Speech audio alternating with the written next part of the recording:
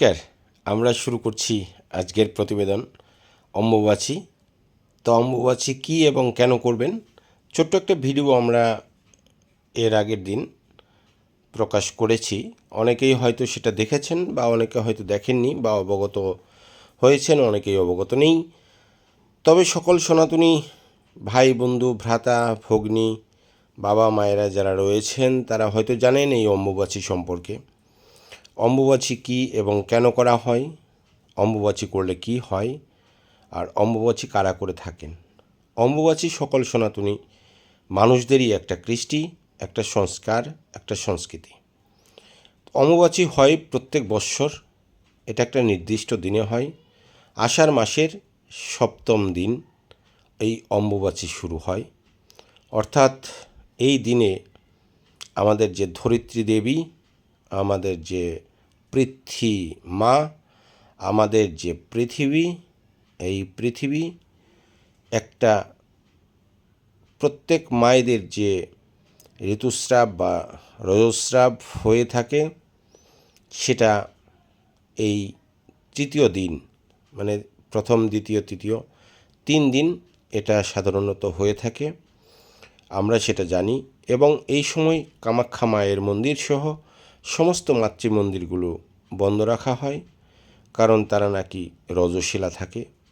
এটা আমাদের ধর্মীয় কথা, ধর্মীয় বিশ্বাস, ধর্মীয় আচার, ধর্মীয় অনুষ্ঠান হিসেবে আমরা পালিত করে থাকি।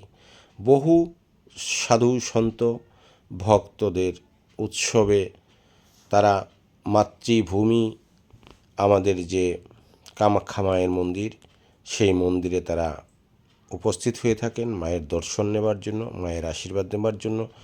বিভিন্ন জায়গায় এই কামাখ্যা মায়ের পুজো অনুষ্ঠিত হয়।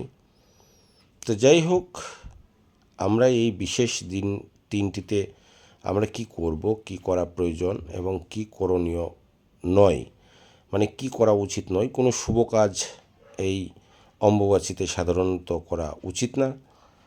এই অম্বুবাচীর বিশেষ 3টি দিনে সেরকম প্রয়োজন ছাড়া নতুন যাত্রা করা উচিত নয়, নতুন কাজ শুরু করা উচিত নয়, নতুন ব্যবসা বাণিজ্য শুরু করা উচিত নয়, কোনো শুভ কাজ সম্পন্ন করা উচিত নয়। অন্নপ্রাশন, বিবাহ এগুলো সাধারণত করা হয় না এই সনাতন সংস্কৃতিকে মেনে বা আমাদের সংস্কার সংস্কৃতিকে অব্যাহত রেখে। তো এগুলো করা হয় না। মৃত্তিকা খনন করা আমাদের মধ্যে নিষেধ রয়েছে। কৃষক এই 3 দিন নতুন জমিতে হাল চাষ বন্ধ রাখে বা মাটি খনন বন্ধ রাখে, কারণ এই সময় ভূপৃষ্ঠে জলের একটা প্রাদুর্ভাব আসে। এইটা বৃষ্টির সময় এবং এই পৃথিবী জলাশক্ত হয়। কাজেই এই 3 দিন বিশ্রাম দেওয়া হয় ধরিত্রী মাতাকে। কাজেই এই 3 দিন বিশেষ দিন হিসেবে ধরিত্রী দেবীর পুজোতে আমরা নিমজ্জিত বা মগ্ন থাকবার চেষ্টা করি, সাধনায় ব্রত থাকবার চেষ্টা করি।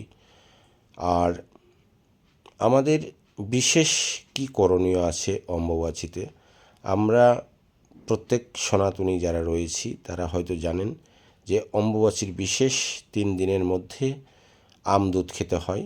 আমদুধ খেলে কথিত আছে যে সর্পদংশন থেকে মুক্তি ঘটে বা সর্পদংশন থেকে মুক্তি পাওয়া যায়। কাজেই এই শুভ সুযোগ এই বৎসরের জন্য কেউ ছাড়বেন না। প্রত্যেকেই এই 3 দিন, আজ কাল পরশু 3 দিনের মধ্যে আমদুধ খাবার চেষ্টা করবেন এবং বিভিন্ন মন্দিরে যদি সম্ভব হয় আমদুধ দেবেন। গুরুদেব বা ব্রাহ্মণদের আমদুধ খাওয়াবেন। ভাগনা ভাগ্নি মামা মামি যারা রয়েছেন তাদেরকে আমদুধ খাওয়াবার চেষ্টা করবেন, নিজে আমদুধ খাওয়াবেন। এই বিশেষ 3টি দিনে আমদুধের বেশ একটা প্রচলন রয়ে গেছে এবং যারা এগুলো মানেন তারা তো নিশ্চিতভাবে তারা জানেন, এবং যারা মানেন না বা যারা জানেন না তারা আজকে জেনে যান। আজ কাল পরশু এই 3 দিন অম্বুবাচীর বিশেষ দিন। এই দিনে আমদুধ খেলে সর্পদংশনের থেকে ভয় বা মুক্তি ঘটে। কাজেই আমরা এই অম্বুবাচীর দিন 3টিকে খুব গুরুত্ব সহকারে পালন করি। প্রত্যেক সনাতনী ভাই বন্ধু দাদা ভাই ভ্রাতা ভগ্নী যারা রয়েছেন তাদেরকে আমার শুভেচ্ছা এবং নমস্কার শ্রদ্ধা প্রণাম জানিয়ে অনুষ্ঠান শেষ করছি।